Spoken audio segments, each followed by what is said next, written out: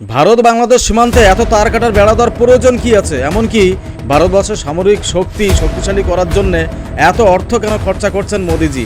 এবং অনেকেই প্রশ্ন করেন যে মোদিজি নাকি দেশটাকে বিক্রি করে দিচ্ছেন।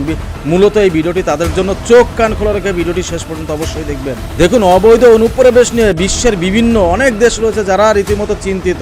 এরই মাঝে এমন কিছু ভিডিও সামনে এসেছে যেটা দেখার পরে আপনারাও অবাক হয়ে যাবেন।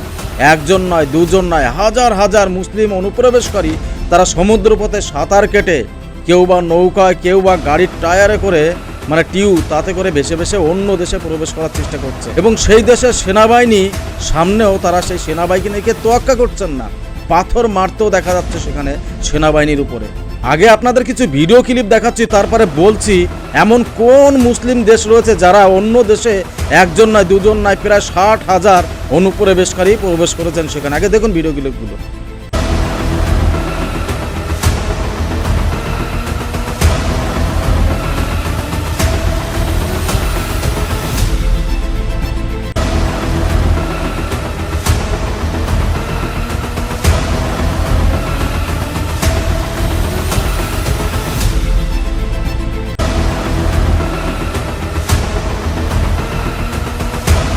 যে দেশটিতে এই হাজার হাজার মানুষ অনুপ্রবেশ করছেন, মুসলিম সম্প্রদায়ের মানুষ, এই দেশটি অন্য কোনো দেশ নয়, ইউরোপেরই অন্যতম একটি উন্নত দেশ স্পেনের ঘটনা। এবং তারই পাশের দেশ মরক্কোর নাগরিক এইভাবে অনুপ্রবেশ করছে সেখানে। পরিস্থিতি এতটাই বেগতিক, সেই স্পেন শহরে ঢোকার পরে, অনুপ্রবেশ করার পরে এরা দেখুন কিভাবে আচরণ করছে সেখানে।